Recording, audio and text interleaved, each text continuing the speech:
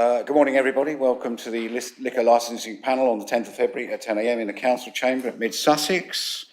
The agenda item number 1, to receive apologies for absence. I have none. To receive declarations of interest from members in respect to any matter on the agenda. I see none. I do have to read this out. The procedure of the licensing panel will follow in considering the application is set out in the Licensing Act 2003, its attendant regulations, and was agreed by the Licensing Committee on the 2nd of February 2005.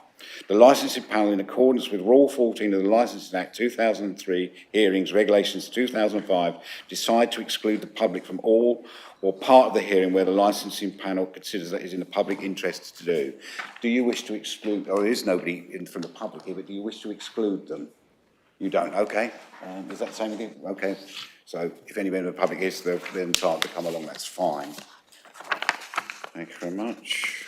Item 3, the minutes of the previous meeting. I think I was the only one here for that one panel, so I mean I will agree with them. Is that acceptable, Mr. Vickers? Yes. Thank you very much. So I will sign them in a minute. Thank you very much. Right, the main item, application for a new premises licence. Before I do that, I just thought I'd introduce the committee. I've got Councillor Cornish and Councillor Julie Mockford, and I'm your Chairman. I am known to some of your applicants over there. Good morning, Mr. Thornton. Nice to see you again. We have members of the environmental team here. It's in Mid Sussex. We've got Mr. Bryant, who is our Senior Licensing Officer. We've got Lucy Corrie, who is, I'm trying to read your... Assistant Director of Committees. Thank you, Assistant Director. Thank you, Lucy. Thank you. And of course, we have Paul Vickers, Mr. Vickers, who's Litigation Team Leader. So good morning, everybody. Perhaps would you like to just introduce yourselves, gentlemen, just so the panel know and who you are, please? Thank you. Certainly, I'll go first. My name is Paul Thornton. I'm the licensing agent. I'll be talking this morning on behalf of everybody present. Scott, do you want to... Good morning, Scott Castle from Acoustics South East. I represent the client. I've done some years to do with acoustics. This is Sam Bear, one of the applicants. Sorry, Stuart. Oh, I beg your pardon. Is it possible you can use the microphones? I think you've been trained on it, but just on the left-hand side, you press, if I'm correct. And when it goes red, you can speak, yeah. Okay, so I'm Sam Beer. This is my father, Stuart Beer. I'm 4th generation in the business and been full-time for the last 6 or 7 years. Good morning. So is that? Yeah, I'm Stuart Beer. This farm. Yeah, I'm the 3rd generation that has been working at the farm. Good morning. Good morning, everybody. Okay, thank you very much. Right, the item 4, application for new premise licence. Sorry, beg your pardon? It's just clarify that it's not a new premises licence, it's to vary a current premises licence. Yeah. Okay, thank you for that clarification. So application for, I should say, vary a premise licence. I'll amend that, thank you very much. So John, Mr. Bryant, would you like to introduce the paper, please? Thank you very much.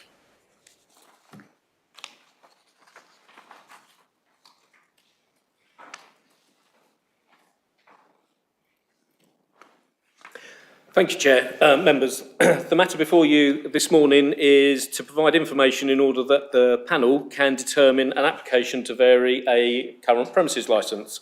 An application pursuant to Section 34 of the Licensing Act has been made by Mr. Thornton on behalf of BA Beer and Sons to vary the premises licence, which is currently at the Pumpkin Farm, Tulleys Farm, Turners Hill Road. It's also currently known as the Maze on the licence at this time. Representations against the application have been made by a responsible authority, the Environmental Protection Team, and also an interested party, both on the grounds of the prevention of a public nuisance. The substance of the application to vary the licence is to amend the name of the site, extend the times for the performance of live music, extend the times for the performance of recorded music, the times for the sale by retail of alcohol, and also to add the licensable activity of performance of a play. Therefore, the panel is asked to determine the application in accordance with the Licensing Act 2002, the Mid Sussex District Council licensing policy, the Home Office statutory guidance issued under Section 182 of the Licensing Act, whilst having due regard to the applicant's submissions and the relevant representations. The current premises licence, as I say, is at the area currently known as the Maze. Licence has been issued since the 29th of March 2013, and that is a totally separate location from the main Tully's Farm site on Turners Hill Road. I've set out in the report the current licensable activity that the current licence allows for the panel there. And it should be noted that there is a condition on the licence restricting the number of times that the premises can be used for the performance of live and recorded music, which states the premises may not be used any more than 20 days between the 1st of June and 30th of September for the licensable activities of live and recorded music. I know that there is some difference of opinion with regard to the interpretation of the licence, and I'm sure the applicant will detail that in their presentation to yourself. I have set out the conditions which are attached to the licence in addition to the mandatory conditions. I've obviously highlighted the one with regard to the licensable activities of live and recorded music, and they're set out there for the panel members. The application before the panel is to change the name of the site, amend the times for the existing licensable activities, and to add the licensable activity for the performance of a play. The application asks for the name of the site to be amended to Pumpkin Farm from the Maze, and the amended timings are for live music every day between 10 a.m, 10 p.m, recorded music every day 10 a.m. till 10 p.m, sale of retail by alcohol, Monday to Sunday, 10 a.m. till 10 p.m, and licensable activity of a performance of a play, the same hours. I would also say that for live music, recorded music, and the sale of alcohol, it states that those timings are valid between the 1st of September and the 31st of December, and outside these dates to remain same as current. And I'm sure that the applicant and applicant's agent will be able to detail further to the panel the intention of the variation. There have been additional documents which have been... I beg your pardon, I'll just stop you there, just for absolute clarity in terms of what's been applied for today, so just for the benefit of the panel, is that okay? So, what my understanding is that currently have 20 days for the licence of activities of recorded music and live music from the 1st of June to the 30th of September, and they're now applying for the 1st of October to the 31st of December. 1st of September. Sorry, 1st of September, 70 days, is that correct? That is my understanding. Okay, well, I'll allow them to come to questions, but when you say understanding is... That is the basis of the application to vary the licence. Okay, thank you. And in terms of plays, what period of time would that be? Every day between 10 and midnight. There's no, on the... All year? All year. There's no proviso on the provision of plays within the application.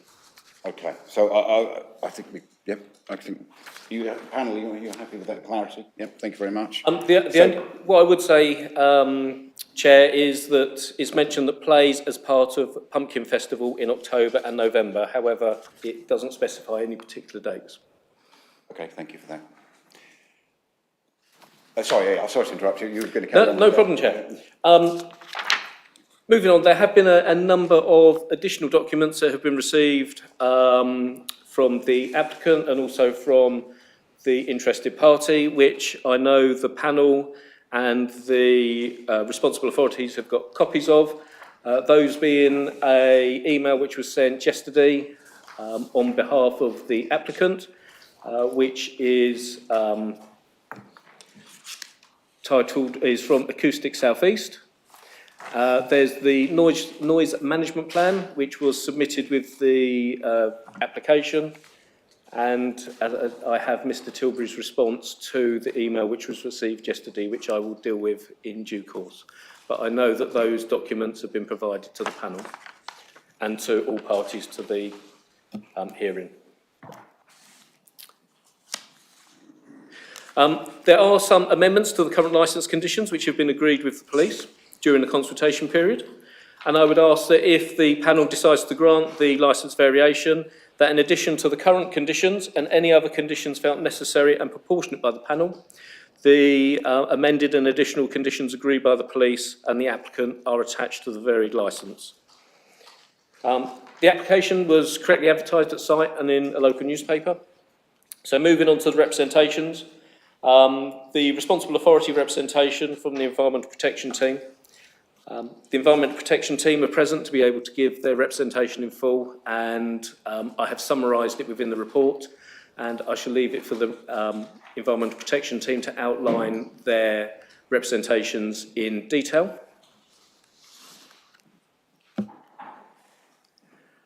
In essence, their representation is on the grounds of the prevention of a public nuisance in relation to the potential of noise from the site for the proposed activities.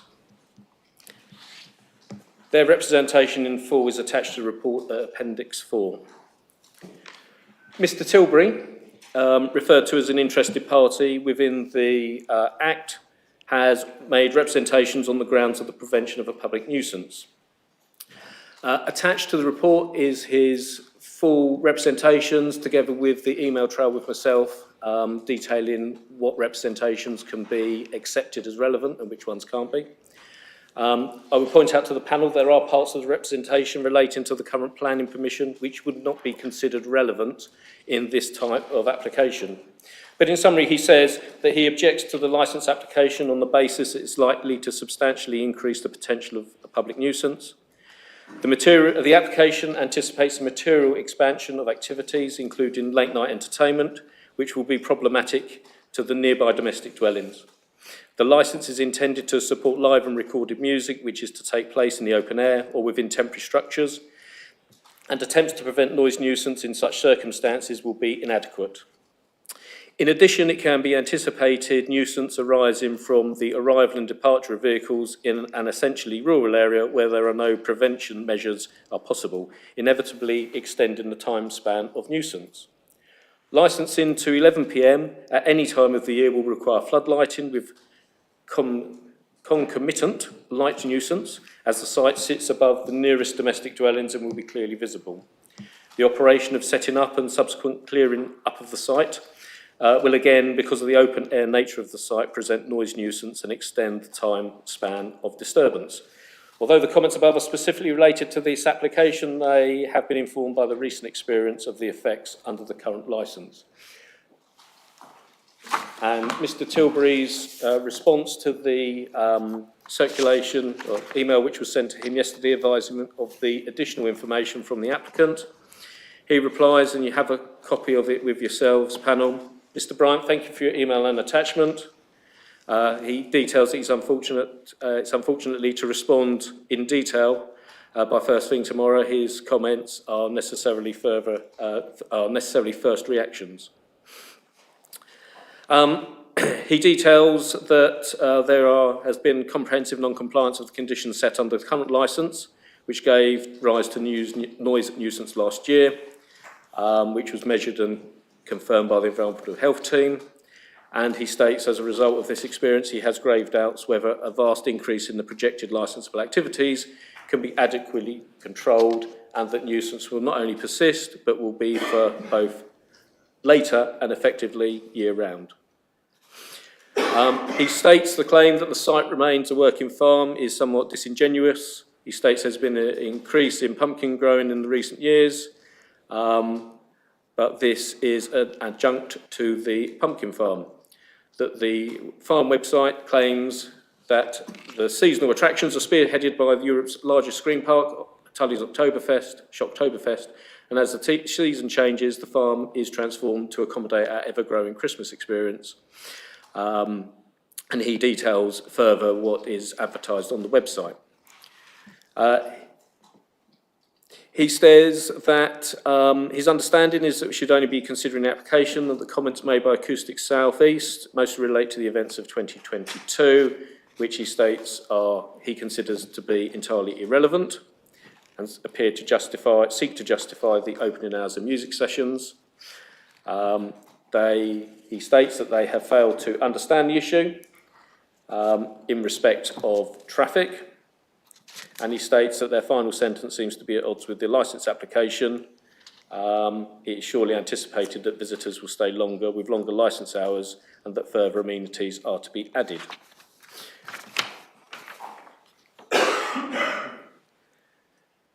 He goes on to state that the acoustic consultant appears to rely once more on post hoc justification, and he details about the pumpkin farm should not be operating between the hours noted. Obviously, I've already mentioned the fact that if hours vary from planning, that's not a relevant matter per se for the panel. He did attach a short clip to his representation, the Darkfield, which I didn't feel was particularly relevant to the panel in this case. He goes on to mention about the clean-up of the site and his comments with regard to that. And as I say, his full email is before the panel. Unfortunately, Mr. Tilbury is unable to attend the meeting because of other commitments, when obviously his comments could be expanded on, and obviously the applicant and yourselves would have had an opportunity to ask him further questions as to his representations. Moving on to the policy context, the panel must determine the application as stated in accordance with the Licensing Act, the Mid-Sussex District Council licensing policy and the Home Office guidance issued under section 182, whilst having due regard to the applicant's submissions and the relevant representations. The legislation is set out in the following pages for the panel. And obviously, if the panel have any queries or questions with regard to the legislation, you'll be able to refer it to Mr. Vickers for any clarification that you need. The relevant representations, the Licensing Act of 2003 requires representations to address one or more of the four licensing objectives, being the prevention of crime and disorder, the promotion of public safety, the prevention of a public nuisance, and the prevention of harm coming to children and young persons. A representation is a relevant representation if it concerns a likely event of the grant of the licence or the variation of the licence on the promotion of the licensing objectives, and the objector must establish that such consequences is a likely effect of the grant, i.e. more probable than not. For the benefit of the panel and to refresh themselves, I have copied a number of parts of guidance issued under section 182 of the Licensing Act, which are pertinent and relevant to applications. The first one being 9.3, where a representation concerning the licensing objectives is made by a responsible authority about a proposed operating schedule, and it is relevant, the licensing authority will be engaged. And it obviously details it will be engaged if a interested party also makes a representation which is relevant. I detail what is required as relevant, is regarded as relevant within the 182 guidance, and would highlight that for representations in relation to variations to be relevant, they should be confined to the subject matter of the variation, and there's no requirement for a responsible authority or other person to produce a recorded history of problems at the premises to support their representations. It is for the licensing authority to determine whether a representation, other than a representation from a responsible authority, is frivolous or vexatious. That would obviously apply to the interested parties' representation, and it's recommended in borderline cases that the benefit of the doubt about any aspect of the representation should be given to that person making a representation. Each responsible authority will be an expert in their respective field, and in most cases, it's likely that the particular responsible authority will be the licensing authority's main source of advice in relation to a particular licensing objective. Any responsible authority under the Act may make representations with regard to any of the licensing objectives if they have evidence to support such representations. Licensing authorities must therefore consider all relevant representations from responsible authorities carefully even where there is a reason for a particular responsible authority's interest or expertise in the promotion of a particular objective may not be immediately apparent. However, it remains incumbent on all responsible authorities to ensure that their representations can withstand the scrutiny that they would be subject to at a hearing.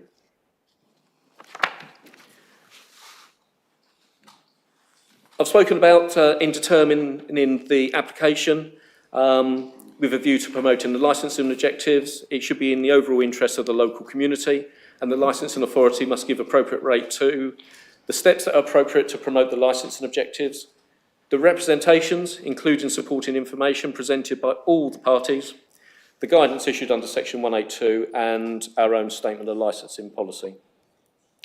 And that the section 182 guidance states that licensing authorities are best placed to determine what actions are appropriate for the promotion of the licensing objectives in their areas. All licensing determinations should be considered on a case-by-case basis. They should take into account any representations or objections that have been received from responsible authority or other persons, and the representations made by the applicant or premises user, as the case may be. The financial implications are that the final decision made by the panel in this matter is subject to an appeal to the magistrates' court by any party to the proceedings. And just to finalise, I'll take the panel through the appendices which we have attached. Appendix 1 is the variation application form detailing the application submitted by the applicant. I've attached to Appendix 2 the current premises licence for the Maze, so the panel are able to compare the relevant changes in timings and also see the current conditions which are attached. As part of the premises licence, there is the plan of the premises, which is on page 45, the first pages, and you will see that when the licence was first applied for, you can see to the left of the red area, in fact, the outline of a previous maze, which was there.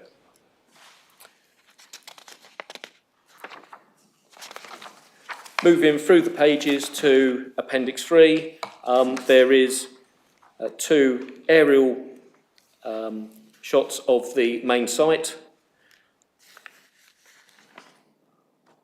which obviously have been taken from Google Satellite View, although I'm sure other satellite views are available.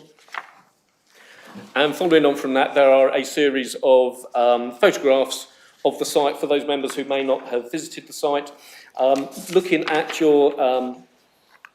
the second aerial view of the site, the first photographs are taken from the bottom right-hand corner, from that entrance, and are across the site, and what I would assume is a car parking area, looking at the lines on the plan. The following, on pages 52, those photographs have been taken from the left-hand entrance of the bottom aerial photograph, and obviously show across the site. There's also a picture on the bottom of the page which goes across to the houses where I believe, or where I'm led to believe, the interested party lives, which is the other side of the pumpkin field, or the area which was indicated as the maze on the original premises licence. I would apologise for the standard of my photography, but there are a couple of pictures of the buildings which are situated, obviously using, or attempting to use, the zoom on my camera. But hopefully it gives the panel a feel for the actual site and how the site's made up. At Appendix 4, we have the full representation from the Environmental Protection Team. At Appendix 5, we have the representation from Mr Tilbury, including the email trail between myself and him in respect of his first comments. Appendix 6, you will find the conditions which have been agreed to be added and amended with agreement with the applicant and the police. And the final appendix is the licensing committee procedure at hearings. If there's anything further that I can assist the panel with, obviously, any questions are welcomed, but that is the matter before the panel this morning. Thank you, Mr. Bryant. Thank you very much for that introduction. Thank you. Would any of the applicants like to ask Mr. Bryant any questions in relation to his presentation? Thank you. I should have introduced the environmental team, Oliver Benson and Jane Cooper. Sorry, my apologies, missing you off, I got sidetracked. So have you got any questions you wish to ask of Mr. Bryant in relation to his presentation? You will have obviously opportunity as well to state a case, okay? Panel, have you got any questions of Mr. Bryant that you wish to? No, okay, thank you very much, okay. Right, would the applicant now like to make their representations, please? Mr. Chairman, good morning. My name is Paul Thornton. I'm the licensing representative for the applicants this morning. Mr. Chairman, before we start, can I just clear one thing up? You mentioned when you were clearing up the application with Mr. Bryant, the figure of 70 days that apparently we have applied for. Could I ask, is that a matter that is on the table this morning? Is no. What do you believe you've applied for, first of all? Well, we have applied for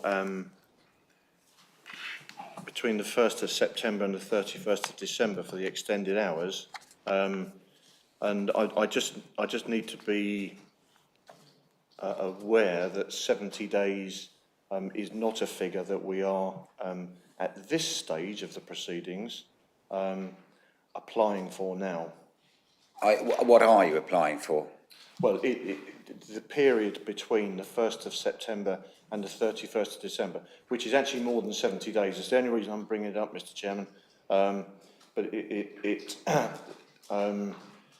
we have been in discussion with Mrs. Cooper, who will probably confirm some discussions, but at this stage, no agreement has been reached with environmental health, and I was just slightly concerned that had been placed into the narrative. But if it hasn't, I can see that Mr. Bryant is shaking his head, then I'm happy for that to continue on the basis of the 1st of September to the 31st of December.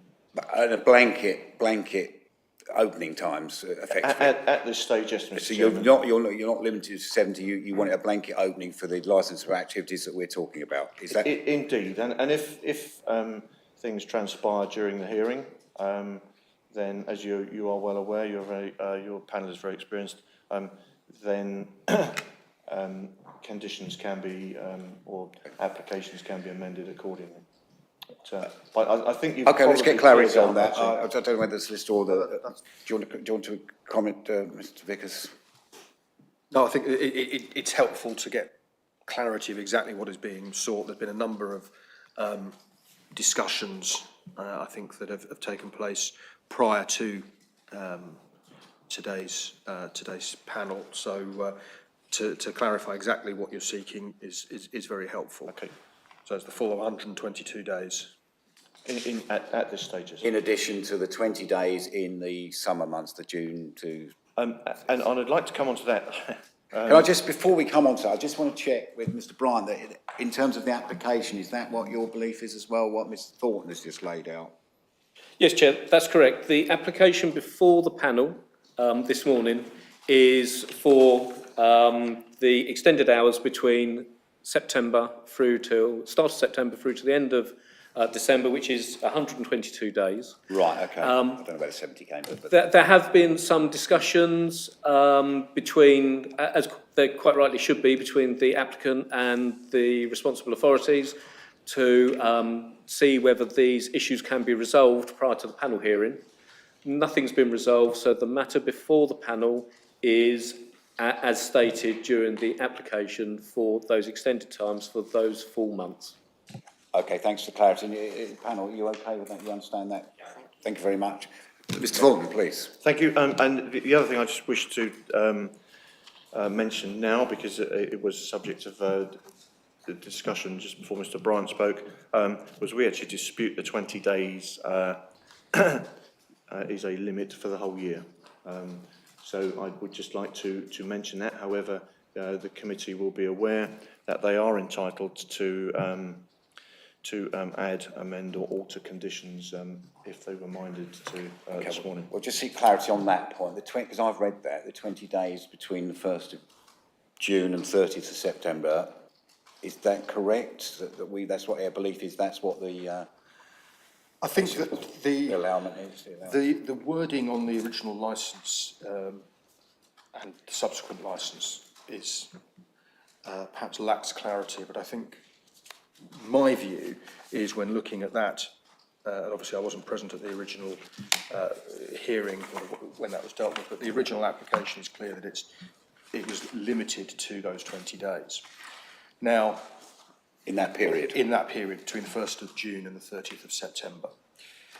Having said that, I don't believe that it would be beneficial to today's proceedings for us to have a lengthy back and forth to try and determine the state of the licence in that regard, because we're looking at a variation of the licence, and dependent upon what the panel decide today, clarity can be given one way or another, dependent upon, as I say, the panel's decision and the panel's opinion. I think that's possibly important, because it's getting sort of messy, 20 days is, 70 days is. Well, but that's something we can that's discuss. something I think, my view, and obviously, Mr. Chairman, it's a matter for you to make that final determination, you and your colleagues, is that the current licence says 20 days between the 1st of June and 30th of September, and not feels strongly that that's the wrong course of action. Okay, well, we'll hold that, that's fine, we'll hold that.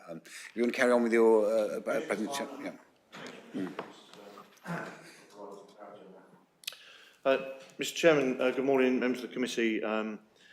As I say, I represent the applicants in this matter. This application seeks to vary a premises licence that has been in existence since 2013. The application seeks variation to regularise timings on the licence and to take account of the changing nature of their business model.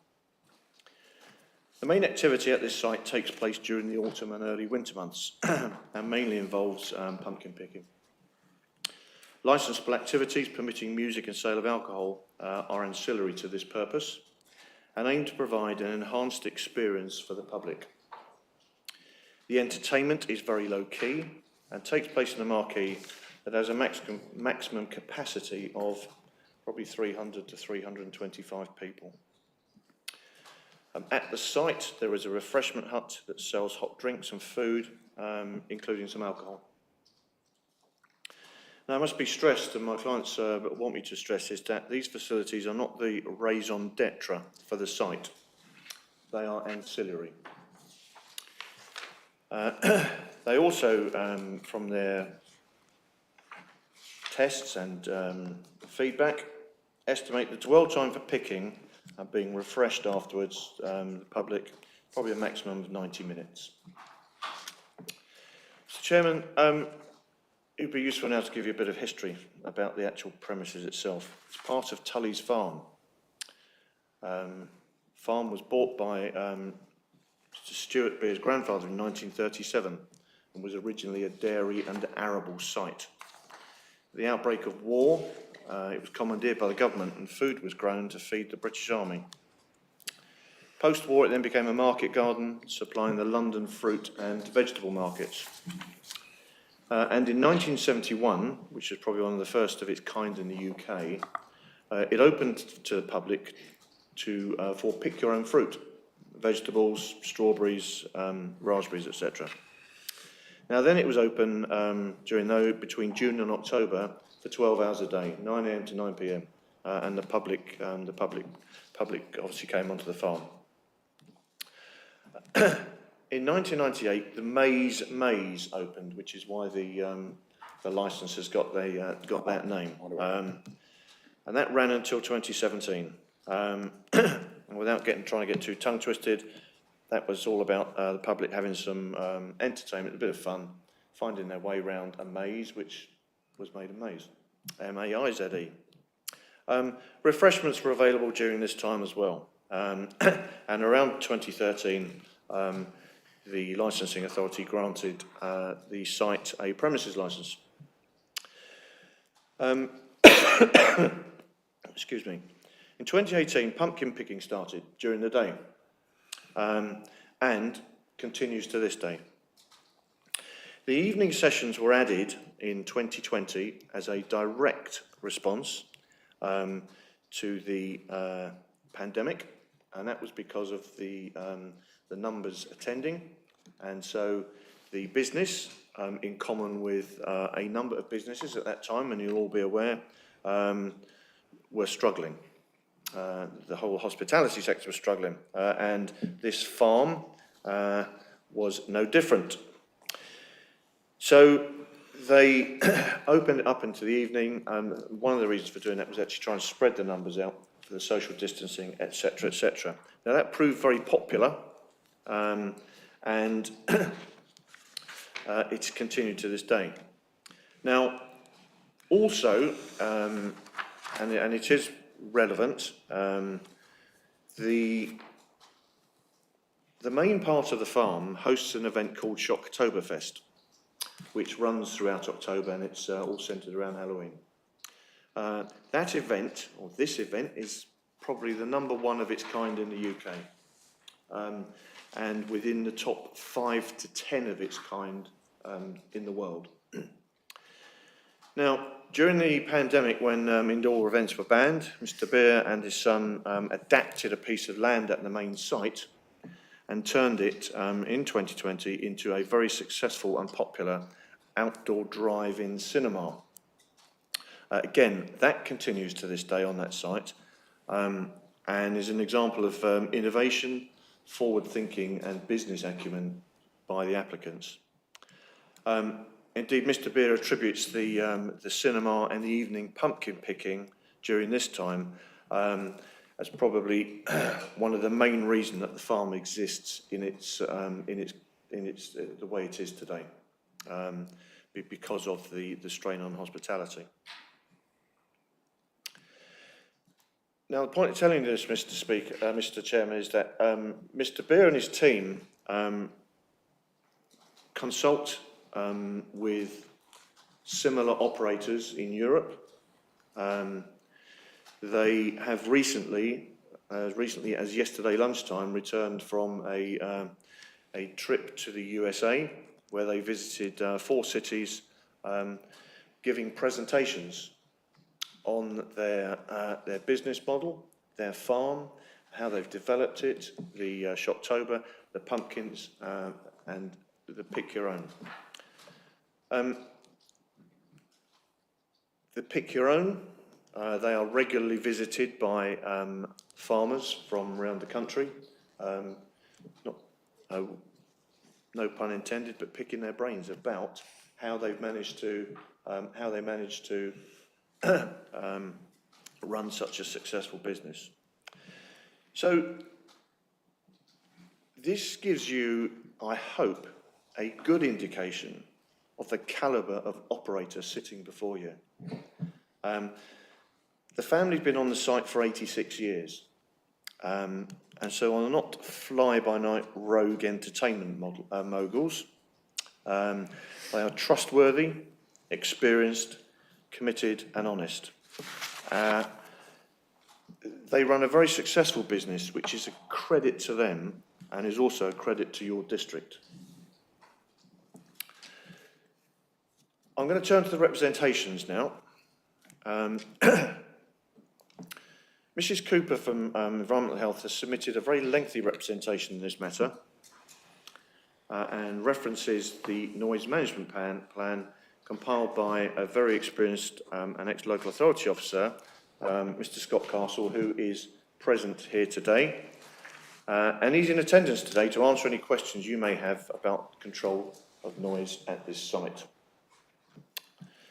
Now, on page 55 of the report bundle, Mrs. Cooper refers to the noise management plan and cross-references it with a document issued by the Noise Council called the Code of Practice on environmental noise control at concerts.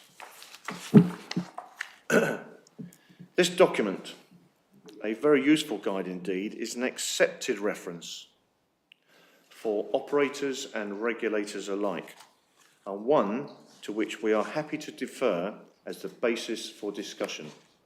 And indeed, you will find that councils and operators up and down the land use this document as a basis for discussion.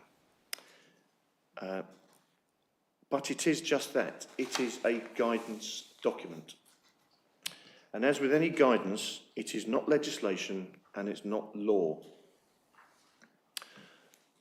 Now, within this document, it provides a table for acceptable noise level under the heading of guidelines. It references noise limits that have been incorporated into our noise management plan.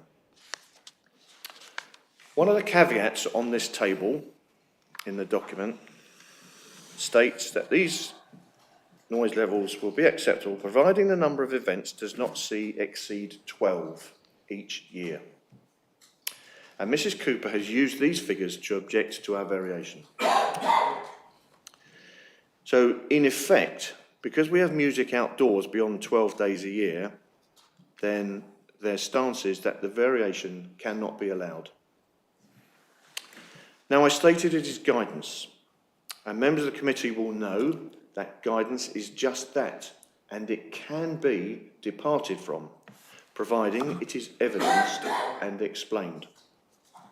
Now, in paragraph 3.6 of this document, it states, although care has been taken to make these guidelines compatible with what occurs at existing venues, this may not be the case at every location. Where arrangements are satisfactory with either higher or lower levels than those contained in the guidelines, these limits should continue. So that gives leeway to defer from the guidance with a higher or a lower noise level. Mrs. Cooper has decided that we need a lower noise level. Now, as with any document, and particularly a guidance document, it has an introductory paragraph that sets out the purpose of the guidance. And paragraph 1 of this guidance states, large music events involving high-powered amplification are held in sporting stadia, arenas, open-air sites, and within lightweight buildings. These events give pleasure to hundreds, and in some cases, thousands of people. However, the music from these events can cause disturbance to those living in the vicinity. The purpose of this code is to give guidance on how such disturbance or annoyance can be minimised.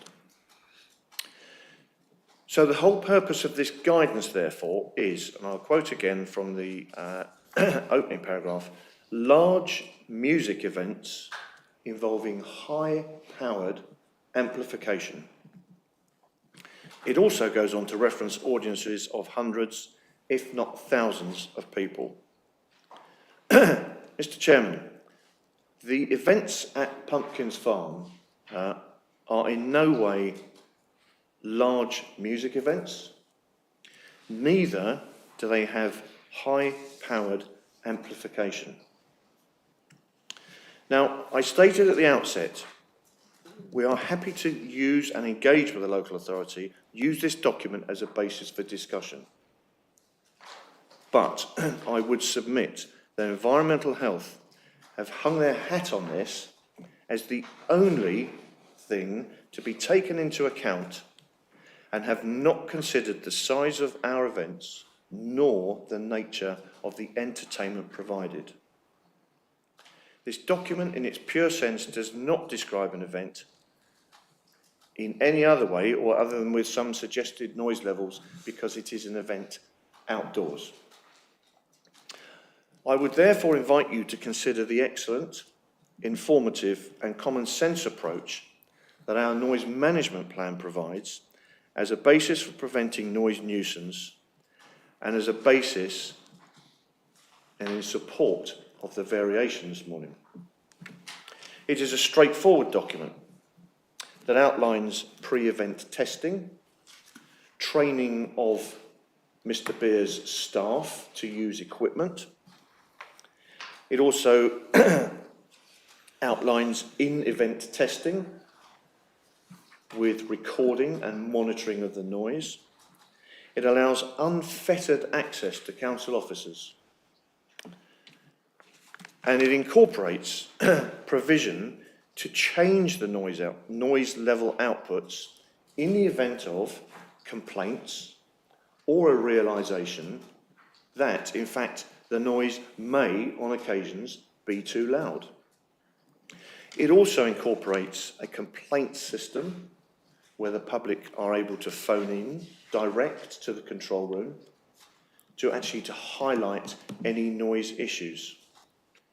And there is a document at the back of it you will see, which is a complaint document. It details what work and what action is taken in response to that complaint. Full access to all of the recordings, all of the monitoring will be given to the council officers. I doubt very much whether they want to attend for the whole month, but it allows them access at any time, and it also has a provision for in effect, a feedback meeting post-event. So in short, it is an open and transparent document. Now, having said that, regrettably on occasions, the lines of responsibility of regulatory bodies become blurred. It's a simple fact that as far as the Licensing Act is concerned, it's the responsibility of the operator, in this case Mr. Beer, to operate the business and promote the licensing objectives. It is the responsibility of the regulatory bodies, the licensing authority, police, fire service, environmental health, to regulate. Their job is to step in when something goes wrong or a complaint is made. Their job is also to provide advice. In this case, I submit that the objections to the noise management plan, which are the basis for in support of the variation this morning, which I will remind you has been compiled by a very experienced man, are tantamount to trying to operate the business instead of regulating it. And no credit appears to have been given for Mr. Castle's experience in compiling the noise management plan, which is actually uniquely tailored to this site. I'll move on from the noise management plan, Mr. Chairman. Mrs. Cooper's representation at the last paragraph on page 55 includes a generic explanation about the effects of live music and complaints received by environmental health. It does not and cannot, in my submission, relate to this site, as there are no substantiated noise complaints about this site in the 10 years that this licence has been in operation. It is a complete generic comment about live music, probably across the district, and should therefore be disregarded in the context of this application.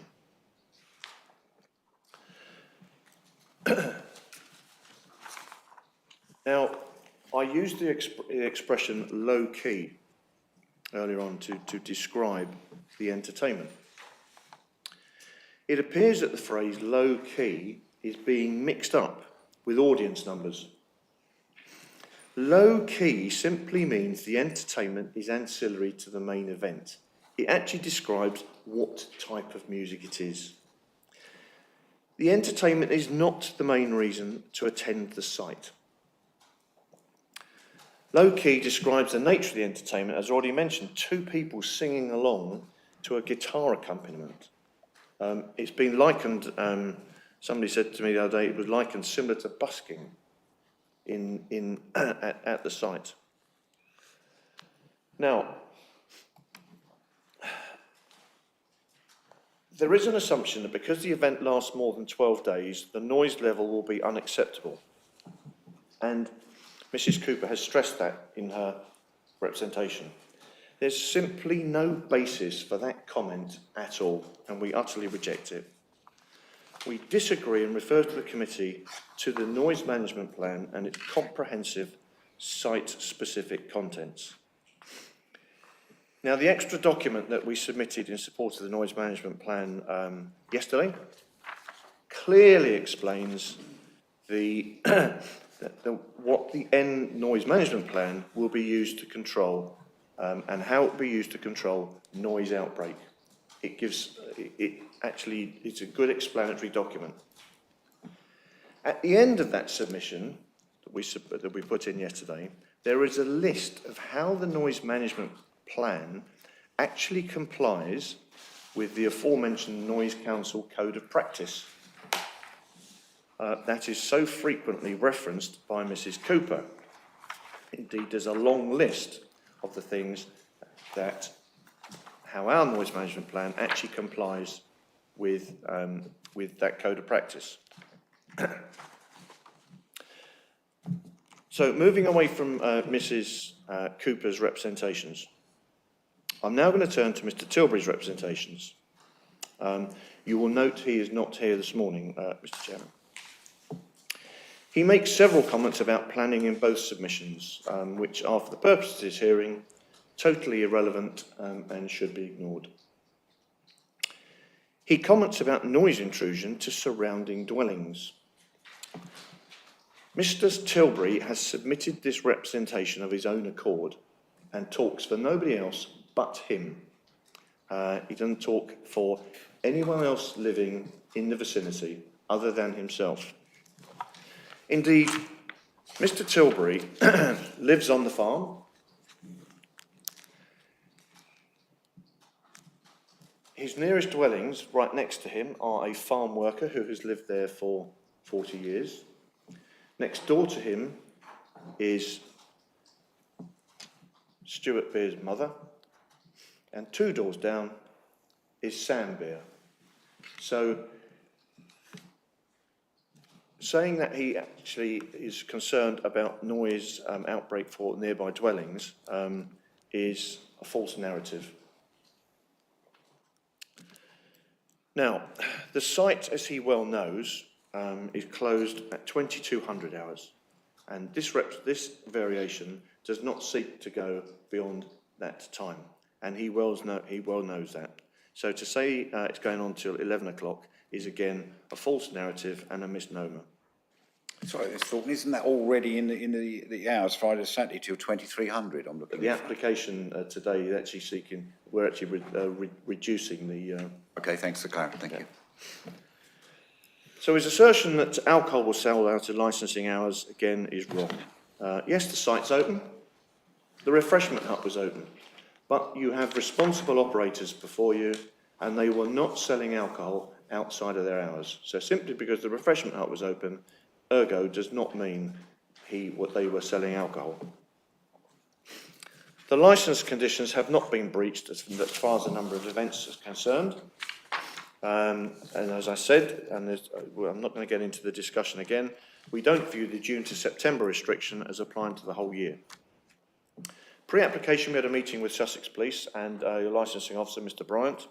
Amongst other things discussed was the fact that on a number of nights, regulated entertainment took place before an audience of less than 500 people, which, as you well know, Mr. Chairman, and your committee knows, is allowed and which renders it exempt from the Licensing Act.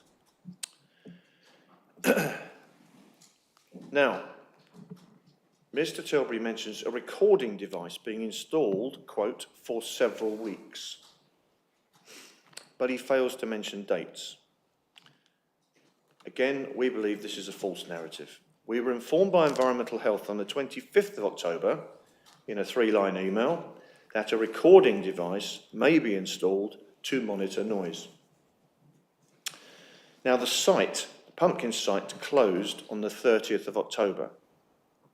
So his assertion of several weeks recording of noise, allegedly, at this site, is in fact a maximum of 5 days.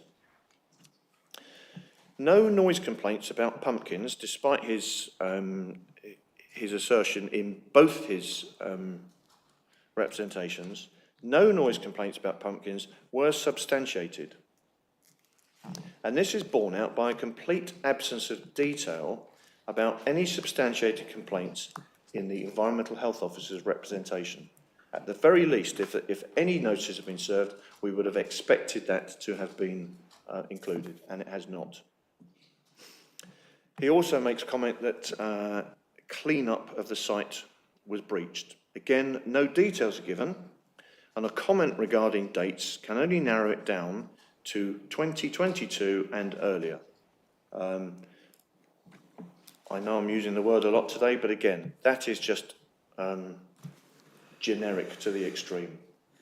And that comment must be disregarded. There's been no communication from either Environmental Health or the licensing authority about this allegation, and this is the first time that we've heard about it. So clearly, no complaint has been made. If there were any truth to it, then both of those authorities, I've absolutely no doubt, would have highlighted it to us. If, and this is a big if, that the cleaning up that refers to relates to toilet cleaning, well, there are toilets on site. These are part of the facilities for the public attending the pumpkin picking, and so are not subject to the licensing regime. If there wasn't a licence there at all, these toilets would be there. So to say that it's a breach of the premises licence, again, is a false narrative. Now, Mr. Tilbury's lived on site, as I said, next to Mr. Beer's mother and Mr. Beer's son, since 2013, 10 years. On the site at Pumpkins, Pick Your Own Fruit and Veg was running between 2013 to 14. The Maze was running 2013 to 2017. And the pumpkin picking has been going unabated with no gaps since 2018. These Pick Your Own fields cover over 120 acres. So it's a bit surprising from my client's viewpoint, is that somebody who lives on site, so close to them, has decided not to engage with them at all in any way, shape or form, to bring to their attention any complaints that he may have with a view to them being resolved. Again, no pun intended, nipped in the bud. To say he's suddenly surprised and concerned about the expansion of activities, bearing in mind he's lived in the middle of this for all this time, is a complete false narrative.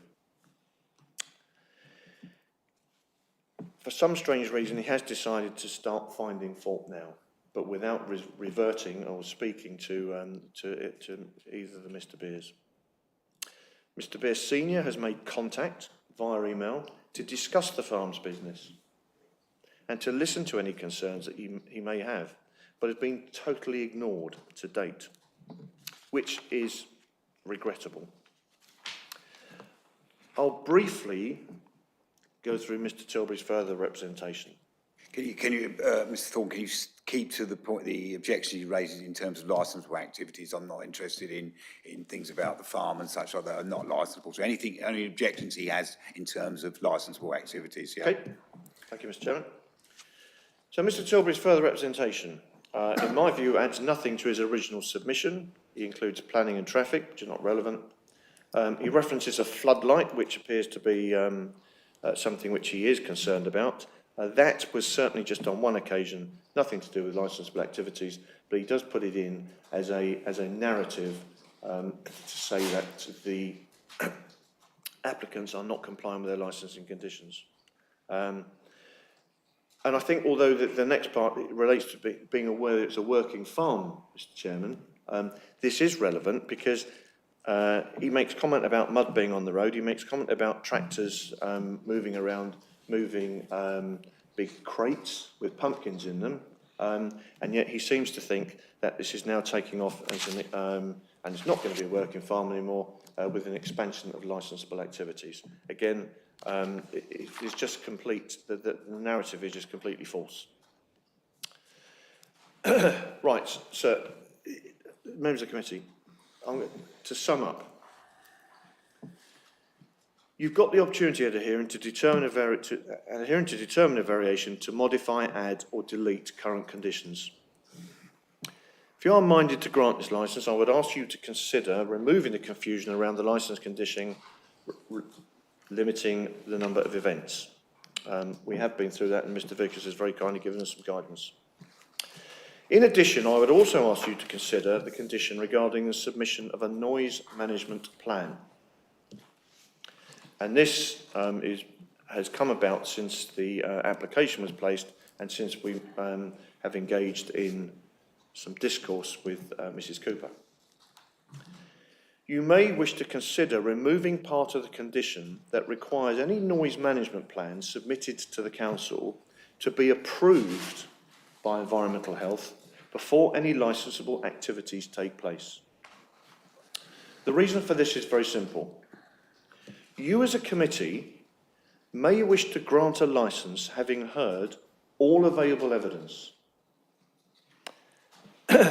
And this will have taken place after the application has been advertised and both responsible authorities and members of the public are given the opportunity to comment on the licence.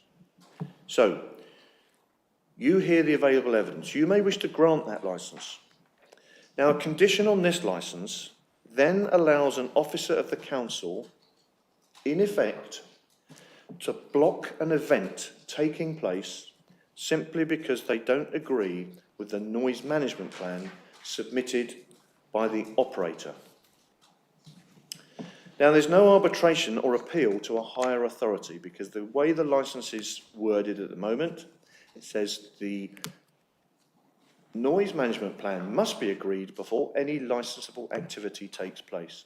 So you, if you were minded to grant a licence, your authority could be, in my view, usurped by a council officer who simply decides they don't agree with the noise management policy. Now, you will recall my words earlier on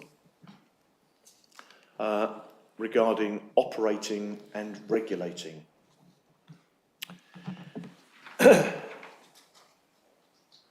If the operator submits a noise management plan and it is clearly deficient, i.e. it comes along on a, for example, I'm not suggesting they would, on a scrap of paper and it's clearly deficient, a good environmental health officer will advise them accordingly, and we understand that.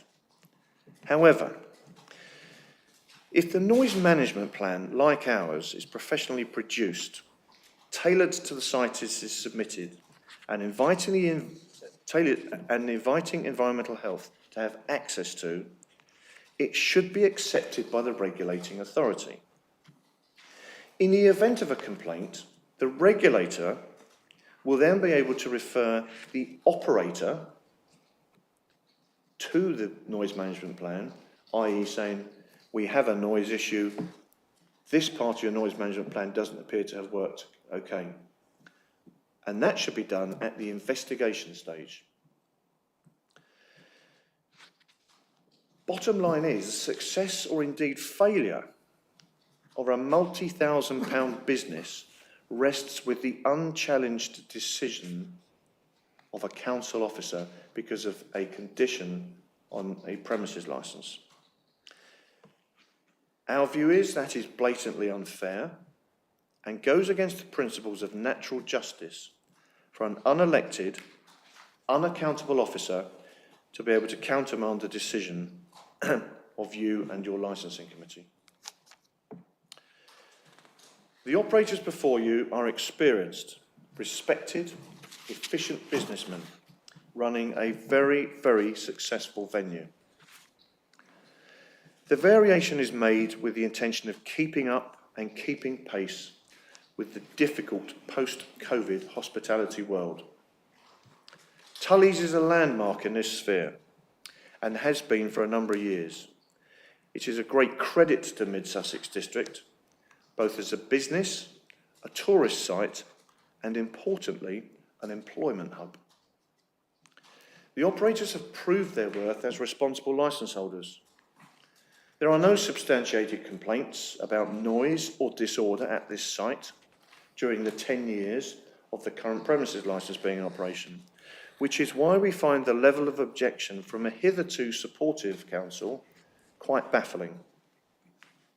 I submit that you can grant this licence as applied for and be safe in the knowledge that the licensing objectives will not be compromised. Mr Chairman, members of the committee, I commend this application in full to you. Thank you for your time. Thank you, Mr Thorne. Thank you for your presentation. Yeah, Just a couple of matters before. yeah, please do, Mr Thomas. Before we progress, thank you. Just want to correct you on the law, Mr Thornton. You said that the duty of the licence holders to promote the objectives, and it's the duty of the local authority to monitor that. Section 4, subsection 1 of the Licensing Act 2003 says a licensing authority must carry out its functions under this Act with a view to promoting the licensing objectives.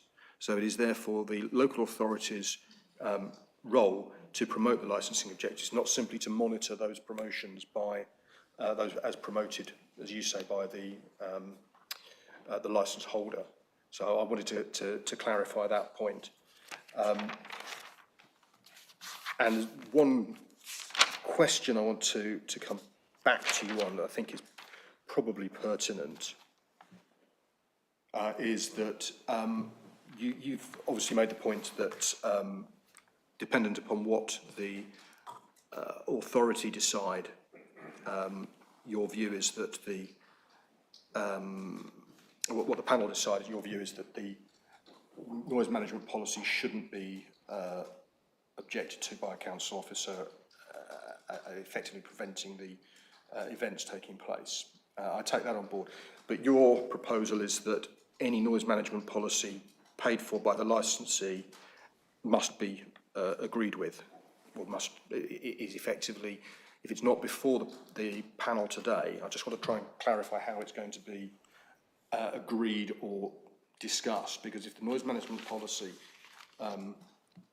is not before the panel today, then effectively it's a policy that's decided by the licensee, and so it's that again in itself goes potentially against your suggestions of fairness and natural justice. So I don't know if you can clarify that point. I'm not sure what I'm clarifying, Mr Vickers, but right. So can I just go back to your original point about the about section 4? Yep. Does that state the licensing authority? I quote, general duties of licensing authorities, section 4, subsection 1, the licensing authority must carry out its functions under this Act, brackets, quote, licensing functions, close brackets, end quote, close brackets, with a view to promoting the licensing objectives.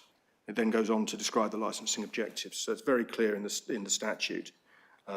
Legislation.gov.uk, Licensing Act 2003, section 4, subsection 1. Okay, well, that's not, that's... So, sorry, Mr Chairman, so would the Environmental Health Department, who is a separate statutory body, be included as a part of the licensing authority? The licensing authority, yes, that would be my understanding. Okay. Right.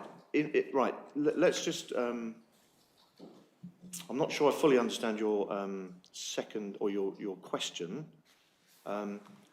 What the point I'm making is that there is a condition on the premises licence. I think I understand the point you're making, which is that the condition can be effectively the conduct of licensable activities can be frustrated by the decision of although permitted by the committee, can be frustrated by the decision of an unelected officer. I take that point. But your counter-proposal suggestion is that the noise management plan is effectively must be is taken as gospel, and therefore as long as that's being complied with, there is no difficulty with regard to breach of, to the conduct of the licensable activities. And that's the issue that I just wanted to clarify what your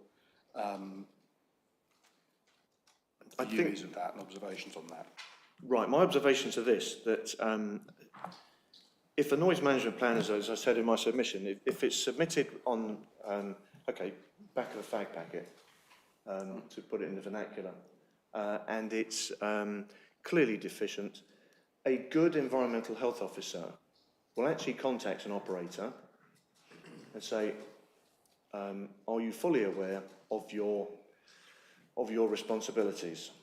Now, what I'm saying is that, well, it's difficult, okay. So do you accept it just as it is? Now, if you do, and there's a problem at the premises, then the first thing the environmental health officer is going to do is to go down to the premises with the noise management plan in hand and say, this is clearly deficient. There is a problem with your noise management plan and your promotion of the licensing objectives. And what I'm saying in this case, and it is with this case, and I hope I've made the point about the operators here being responsible operators. They have engaged a responsible company to compile a common sense, simple, but detailed noise management plan. Now, my point is that the operators, and you will recall my comments about operating and regulating and not becoming blurred, my point is that these operators should not be held hostage because a council officer doesn't like, for some reason, the noise management plan. Everybody has to realise their responsibilities. And in this case, what I'm saying is that you have a responsible set of operators. I think that's an interesting point. What you're saying is that you're holding yourselves to accountable, not anybody else. And I don't think that goes down particularly well, but if you see what I'm saying, you're holding yourself to account on your own actions and nobody else can hold you account. Is that what you're saying? No, absolutely not, Mr. But that's the way it's Chairman. coming across. No, absolutely not. What I'm saying is that it is the operator, it's the duty of an operator to promote the licensing objectives. And they will tell you how they're going to do that, and they will do that by words and by actions. Now, without however many licensed premises you have on this district, probably 700 or 800, that trust and that responsibility to promote the licensing objectives rests with each and every single licensee. Now, when things go wrong, and occasionally they do, it is then a matter for the regulatory authority to step in, say, why has that gone wrong? Let's have a look at your documentation. So I think it's, with the greatest of respect, it's not marking your own homework, but what it is doing, it's actually presenting a document to say, we know our business, this is how we are going to, this is how we're going to prevent, in this case, a noise nuisance. In this document, which again is very comprehensive, there are several places in it where there is monitoring, checking, and it allows the operator to go back and review and renew and lower noise levels as a result of them checking. Okay, I want to move on because I think there's something the panel will need to consider, this noise management plan, as part of its consideration. So I do want to move on, if you don't mind, on that. Right, I would like to invite the Senior Licensing Officer. You've got any questions of the applicant? No, Chair, I've got no questions. Okay, environmental health. Again, Oliver, you got any questions for the applicant?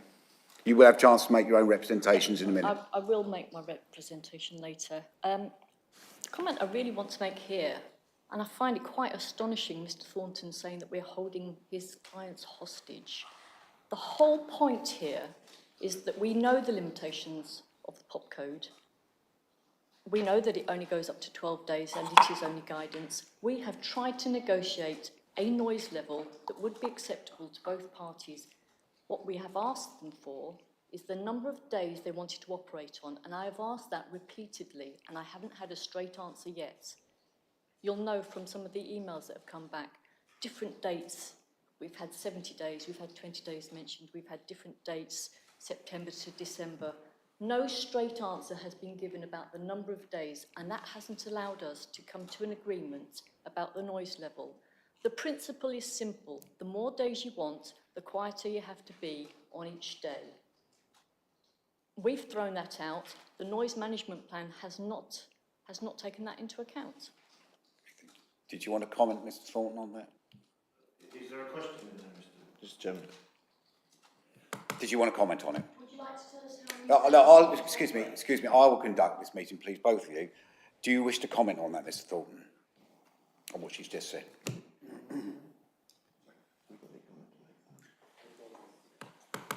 No, I've got no comment to make. Thank you very much. Okay, any other comments, Ms Cooper?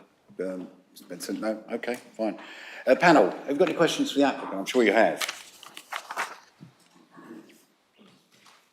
Councillor Mockford. Good morning. When your pumpkin time is over, and you've had an evening session, what time does your car park clear?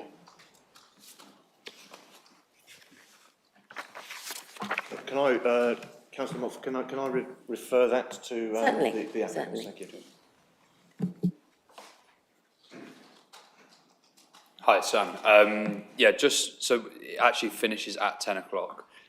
By 10 o'clock, as it's a family event, most people have left by that time. So by, I'd say probably 10:15, I'd say that the car park's probably clear. As I say, it's a family event, so therefore most people have left by that time. Lovely, thank you. Yes, one other thing, just me personally, where do you get your pumpkins from? That's a really good question. So we actually grow 1 million pumpkins. So we grow 100 acres of pumpkins. We have about 20 harvesting guys that harvest the pumpkins. I think I have to refer to my father. He's a better grower than me, but We'll stick to thousands the... of Fine, seeds. that's lovely. Thank you very much. Councillor Cornish. Thank you, Chairman. Yeah, it was just with regard to the tenant, Mr Tilbury. Obviously, depending on the outcome of the session today, how will you make the relationship with Mr Tilbury manageable going forward? Because I understand that it doesn't sound like the relationship is particularly good, if I make that assumption from what you said. Now, obviously, there's potential there for, I'm not speculating whichever way this goes, but I'm just saying how will you work to repair the relationship with Mr Tilbury, regardless of the outcome of today? No, absolutely. We're actually very surprised that there is a bad relationship in the first place. He actually owns the property, which we sold as an empty barn 10 years ago. And he did it on the back of a divorce I went through. And he's been a good neighbour. And we had one letter of complaint from him in 2020 through the COVID year, because people literally were walking everywhere and got everywhere. And there was a series of points that we responded to quite succinctly. We still wave at each other, we still pass the time of day. We haven't done anything to aggravate anything. There is a couple of ongoing boundary disputes with him where he's stretched his boundaries a little bit beyond what he owns, which we're trying to work through, but we haven't actually raised any of that through this process because we haven't wanted that to cloud the water at all. I get on very well with his wife. I did drop in and see them mid-October, as I do all the neighbours, to see whether there's any effects, and she just complained about the light. So her issue was we have Mrs Tilbury didn't like the fact that we left a light on overnight, which I could totally understand. There was one of these big tower lights that we have out in the main pumpkin field to restock it, because we're selling them from 6 acres, but we're growing them all over the farm, and we have to bring them in with these boxes that he was describing. It was left on for one night, and it was a total mistake, and I apologise profusely for that. I've tried to engage with them. I sent them an email at the beginning of November. We hadn't even realised they'd complained. It was done as an anonymous thing, which is all a little bit sort of clandestine, a bit sort of behind our backs, which I'm really surprised at, because if he'd have gone and picked the phone up and said, look, Stuart, this is really too noisy, I would have come down, gone into his house, listened, reacted as we have done previously with other things. We had some pop bangs that were too loud at Shocktoberfest, which we reacted to. It was dealt with within 24 hours. We haven't had that opportunity, which is really sad. And I think it is potentially a sad, especially with him not responding to my emails. I've written to him 3 times, not specifically about this, but just, look, we've got all sorts of future plans for Tully's. We've recently bought the crematorium site. Okay, well, sorry, can we move on? I mean, I think, yeah, I understand the question about the relationship. Any other questions then? So yeah, just one, if I may. Has Mr. Tilbury been sent or had sight of the noise management plan? And if not, would he be?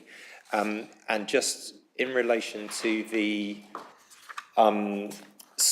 speakers, if I can find it, with regard to the reference to small speakers, I just wondered if there's an attempt to maybe put a wattage against those, just in terms of what's considered a small speaker, what's considered a big speaker, because I might consider a small speaker that big and somebody might consider it that big. So I just wondered if that makes a difference, or whether it would be useful to know actually it won't be over a certain, I don't know how you measure it, wattage, I guess. Would you like to comment?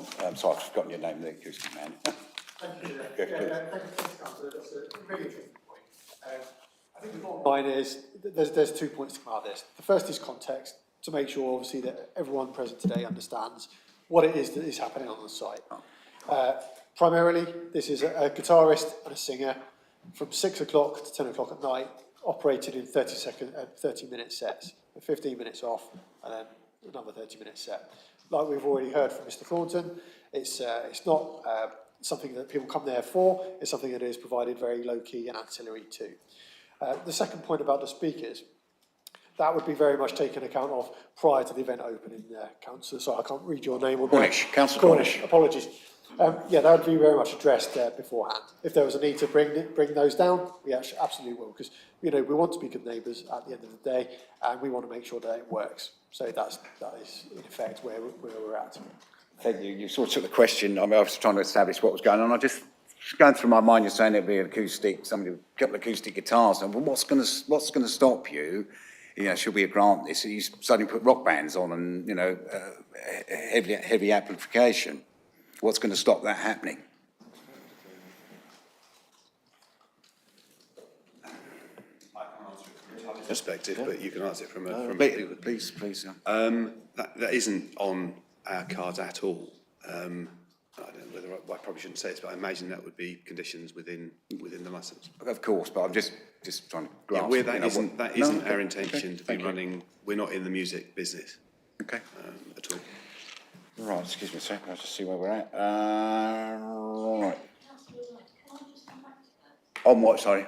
We're coming on to your representation now, so you can do it in that if you like to. Or do you want to please ask a question? Clarify, you asked about the format of this music and how it might change, and you say it's not your intention, which that may be the case. But how do we, as a council, condition that? How you've developed over the years. You were a field. You've moved on from pumpkins. You've moved on to now music. How do we know where it's going? Yeah, I think that's a good point. It's not one for you to answer now, because you could sell the business or something like that, and the premise licence goes on. I think we'll have to find some sort of condition so that doesn't happen. So I'll take your point, Mr. Cooper. Yeah. Chairman, can I answer that one? If you wish, yes.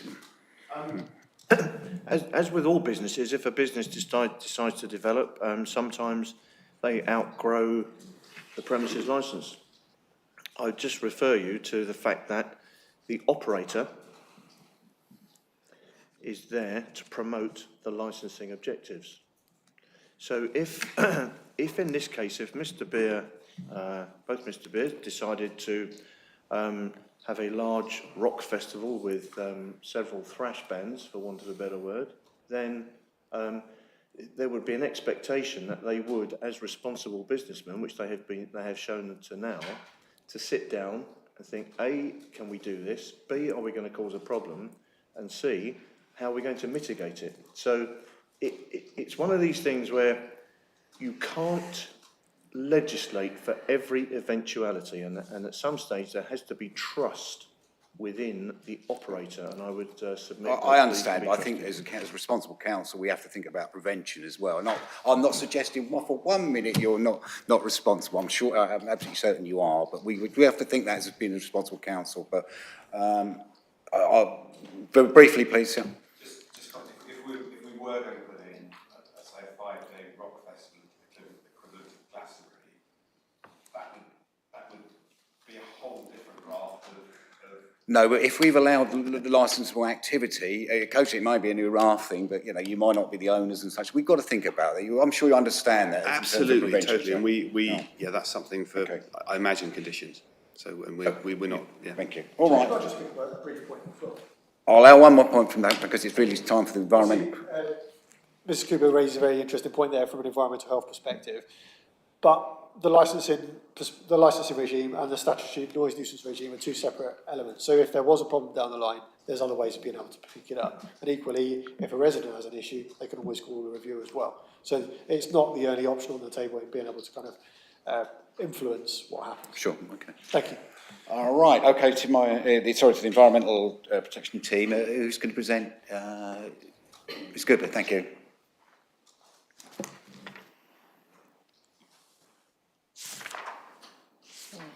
Environmental Protection object to this application to vary the licence currently held by Tully's Farm, as we believe that to allow the changes would result in the creation of public nuisance and will not therefore allow the licensing objectives to be upheld.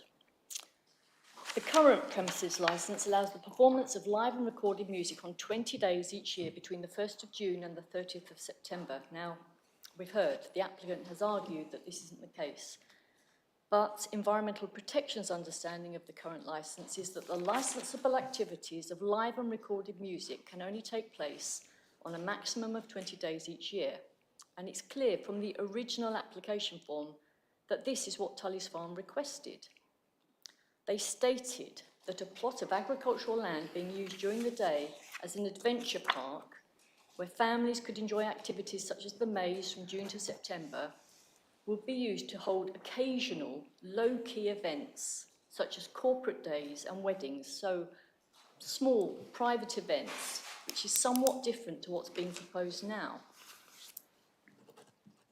If you look at the Pumpkin Farm website, tickets are being advertised for pumpkin nights, where the public's invited to take part, and I quote, "Adventure night, experience street food in the Pumpkin Village, treat yourself to a cocktail or beer in the Pumpkin Bar whilst enjoying live music." Now, this demonstrates to me that the applicants are looking to radically change the use of the site and that there will be a significant intensification of licensable activity here and a real potential to create public nuisance, particularly as this variation will allow more than 500 customers on site each day. The potential for public nuisance here was demonstrated last year, and monitoring was carried out after Environmental Protection received a complaint regarding loud live music being played on this site during October. Now, this revealed that music was clearly audible inside the complainant's home at a level loud enough to identify the lyrics of the song and was therefore intrusive. Now, I must stress, the council, we want to support business, but obviously that can't be at the expense of the local residents. Now, the applicant would like to change the number of days when they can provide regulated entertainment and to increase the number of hours each day when the music can be performed. And to prevent these changes from creating public nuisance for local people, there's got to be an agreement between environmental protection and the applicants regarding an acceptable music level that will be achieved on each day that the music is provided. And the principle is simple, as I said earlier.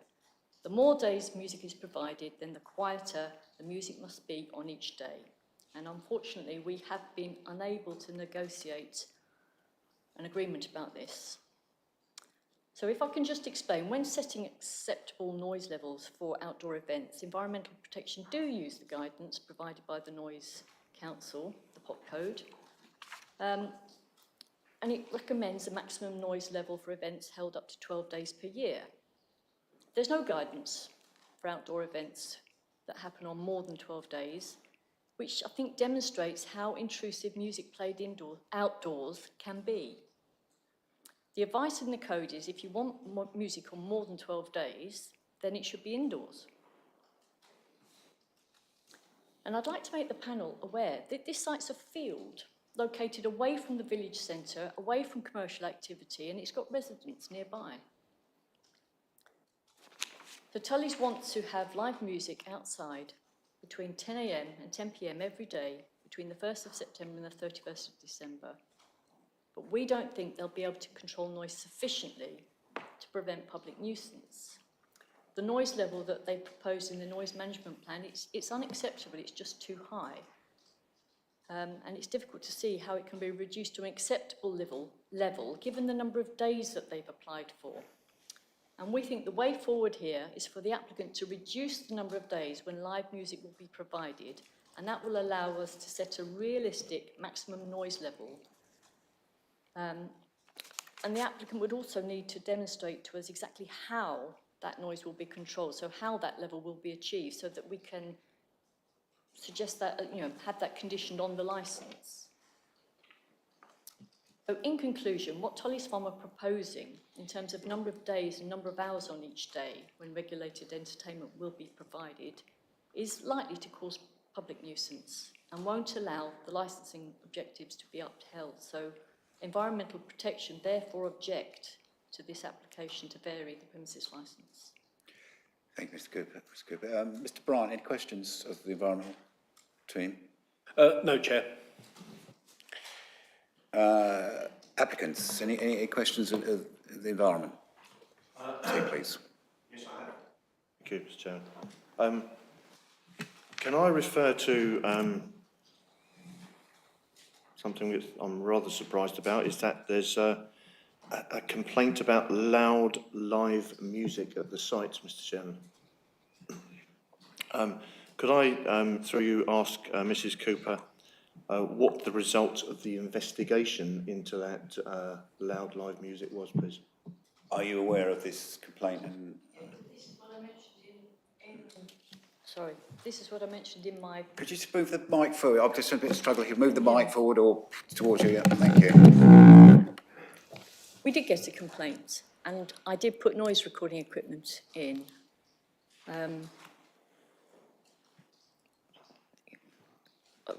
Yeah, Mr Thornton's aware of that. I don't understand what he's...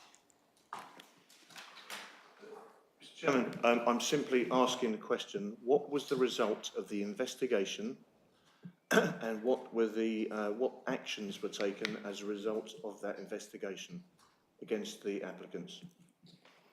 We didn't take any action. We spoke with you. Okay, let's not get into debate about it. I hear the point. Mr Chairman, I'm sorry to labour this point, but it is a point of contention. I'm not going to, I won't make a statement here, but are you accept the complaint was made? Do you accept that? We do not accept that a complaint has been substantiated. But one was made against Pumpkins Farm. Now, a complaint may have been made, but no the complaint, in our view, was not substantiated. If you want, if you want to make a statement here, Mr. Chairman. No, no, I I just trying to in the establish form- it as a complaint, and I think she's answered it by the fact that she said that you was, not you, but the Tully's Farm was spoken to. So I Well, think- I would, Regardless of the complaint, Environmental Protection would have made this application, would have objected to this. There's the potential for public nuisance regardless of a complaint being received. Okay. Any other Mr. Chairman, with the greatest any other respect- questions, please? Any other questions? You've had an opportunity to create your case. So, any other questions of environmental health, please? I'm going to come back to the complaint, Mr. Chairman. I make no You've apologies. made your point, Mr. Thornton. I understand where you're coming from on that. I think the panel do. So, if you've got any other questions, please. Mrs. Cooper mentions residents being affected by music. Could she tell us how many submitted representations for this during this variation? One representation. Okay, understand. Could Mrs. Cooper also assist the hearing, saying what part of the noise management plan does not allow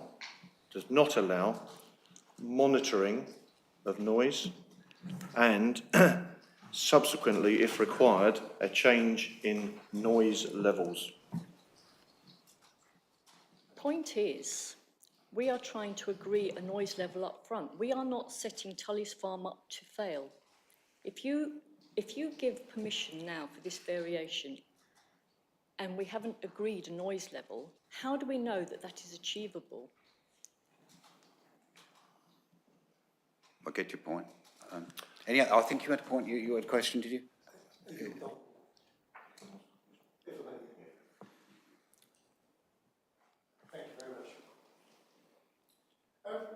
Thank you, Mr. Cooper, for your comments there. During October, when you identified the song lyrics that you did, how did you identify that was coming from the Pumpkins field, please?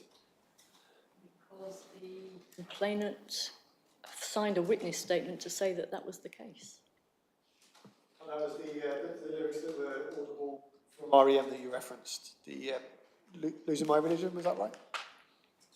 Okay. Applicants? You got another question? Okay. My other comment was more of a comment, really. It was the direction of travel is the fact that the noise management code is very much around, obviously, making events work. And that's why there is the table in there that we've been referred to before, about the 12 days. But there's also an acceptance now that the code is very, very dated and that we need to move towards more bespoke values for bespoke sites, because no two sites are the same, and we accept that. And that's no different for Tully's, absolutely. So one of the things that we are signed up to doing is making sure that we record, we measure values through the summer period for a number of days and nights to make sure we know what is going on specifically at that site, so we can deal with a more bespoke approach to be able to say, right, these are the levels, now we know the levels, now we can start to deal with what we know. And that's something where the client has signed us up to deal with. And any further questions? No? Thank you. Okay. Thank you very much.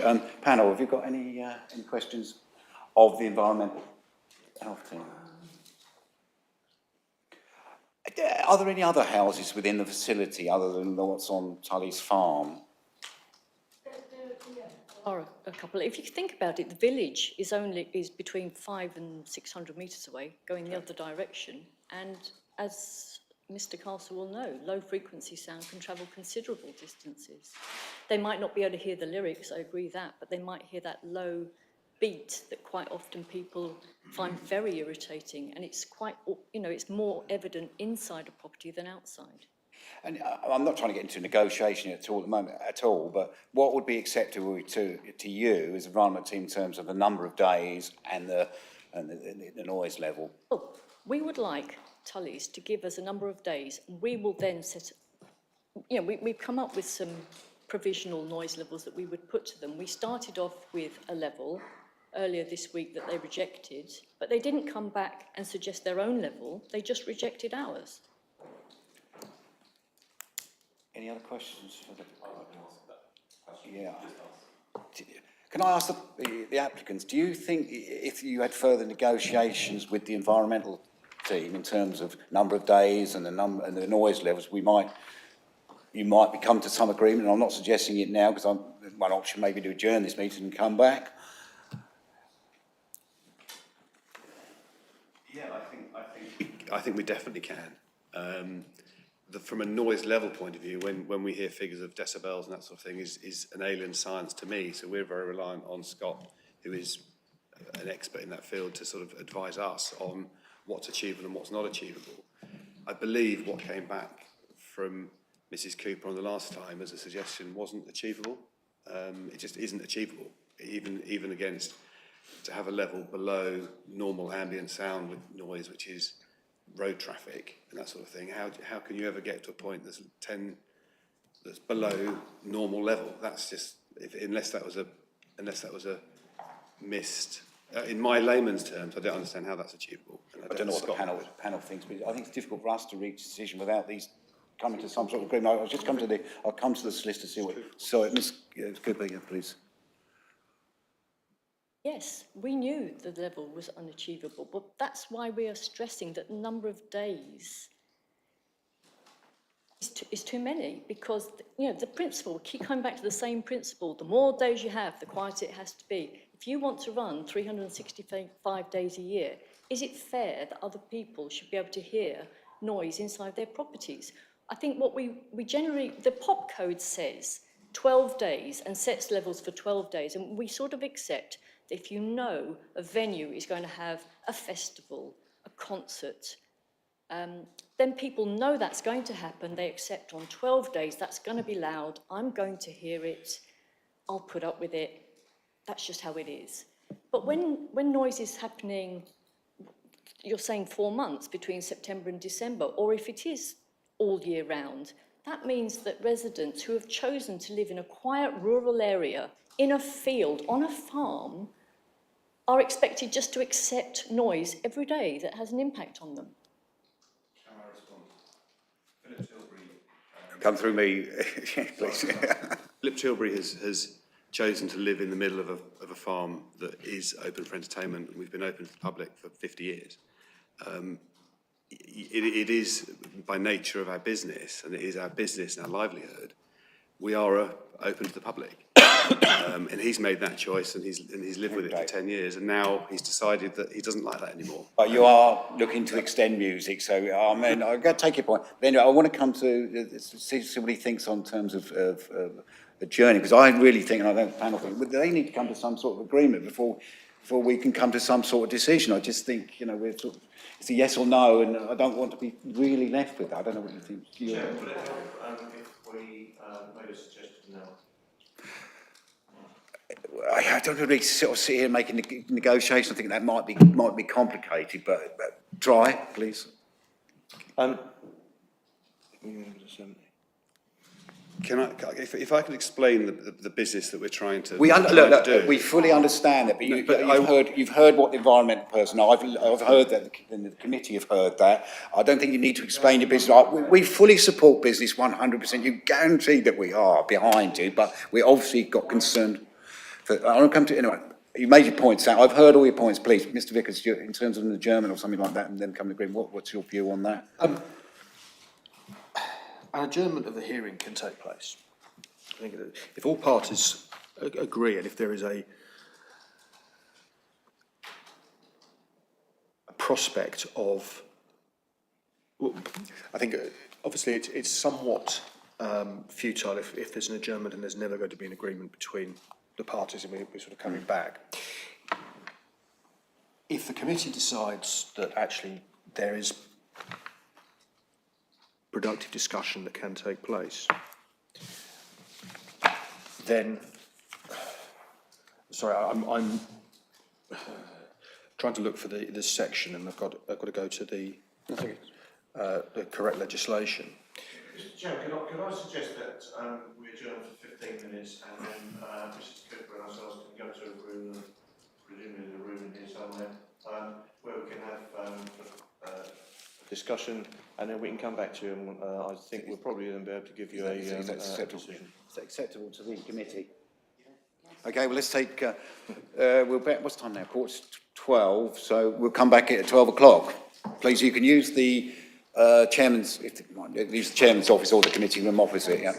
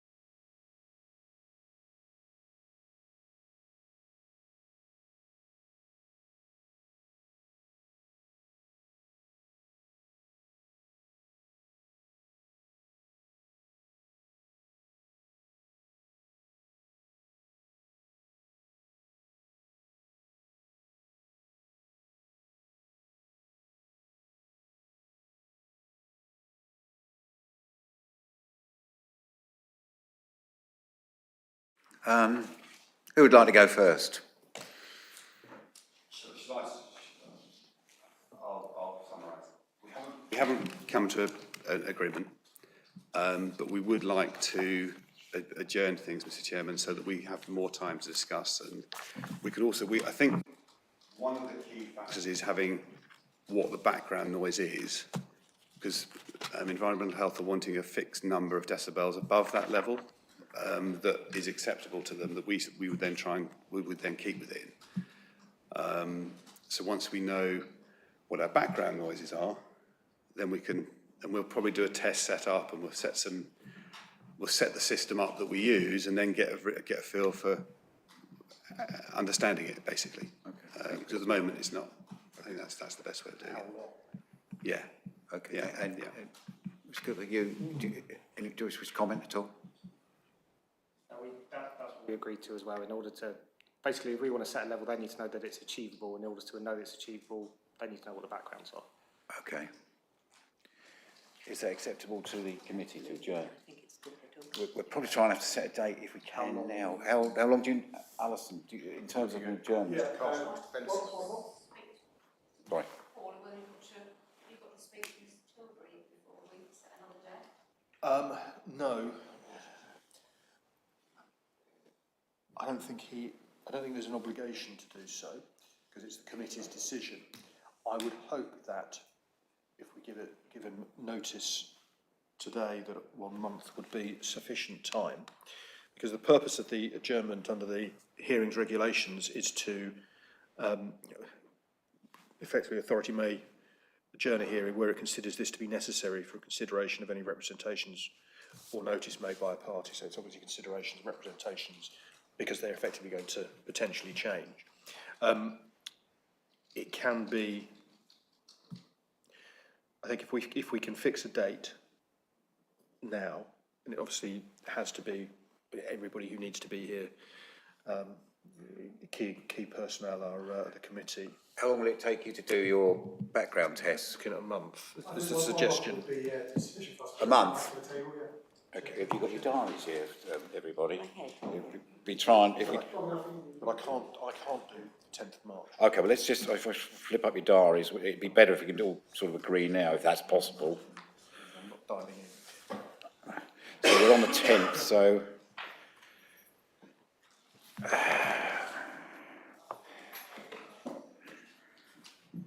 Sixth of March?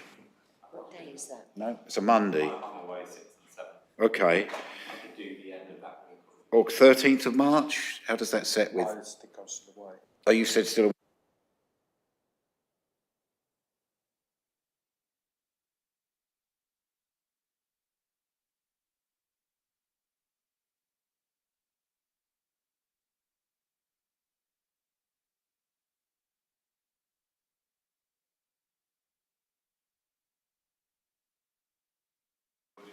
What about February, at the end of February, 28th of March in the February in the afternoon? What day is that? It's a Tuesday. That's 18 days. Is that going to be long enough? Is that long enough?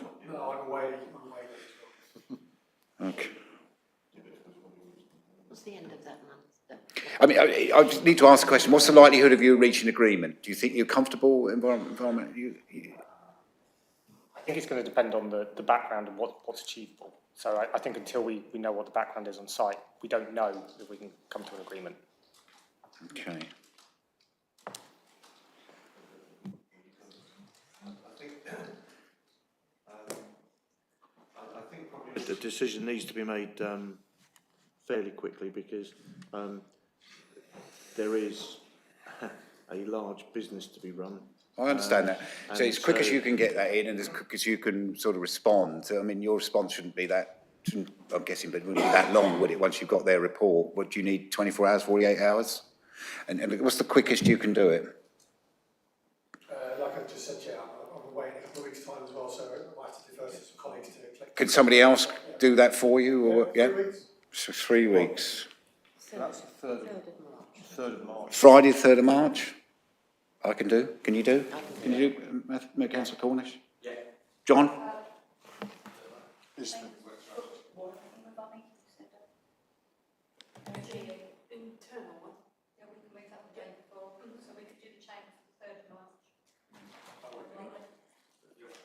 Is that okay with you, Mr Thornton? Mr Beer?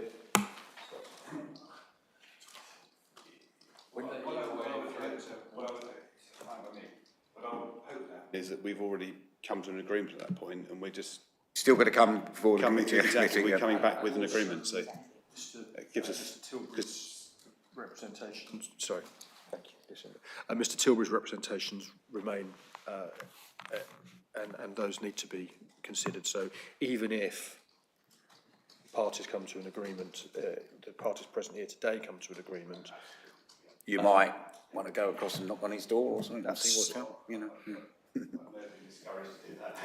Well, I always think, certainly in planning matters, you go and discuss it next let's door see to if we neighbour, can but anyway. get a date. I'll leave that to when you, will that's for know. you to decide. The 27th of February to 4th of March. So can we go for 3rd of March, is that all right? Yes. Yeah, pick, John, Lucy? Environment? It's too soon. The data that I need to collect is weather sensitive as well, so if you get wind, for example, you have to take that out of the data, so that then puts me onto another day, so we need to at least... When are you back on the 6th of March? Yeah. But you've got other people in the team that can do this, have you? Yeah, it's quite tight, obviously, it's about just under 2 weeks, isn't it, so... and are we okay for Scott not to be back at this meeting when he comes back? I suppose we'll have done the data, we've Yeah. hopefully got an agreement with Jane and Ollie. Sorry, Mrs. Cooper. Yeah? Okay. Comfortable? Yep. Okay. Is that agreed to adjourn to the 3rd of March committee? Yeah.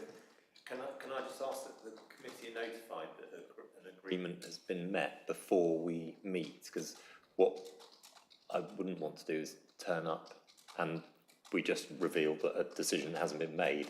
So That's a fair point. if it's not necessarily the result of it, but if we know that an agreement has been met. Parties are comfortable with what each is Because proposing. Is that otherwise possible, there's- John? Is that possible? Certainly, Chair, and I would expect the applicant and the responsible authority to update myself as the licensing authority if they've come to an agreement prior to the panel, so I can make sure that the panel and all other parties are aware of that prior to the actual meeting. Everybody comfortable with that? Good. Okay, panel, is that agreed? Okay, this panel is adjourned till the 3rd of March at 10 a.m. Yes. Is that all right? Alison, thank you very much. Thank you very much this morning for your input and such like.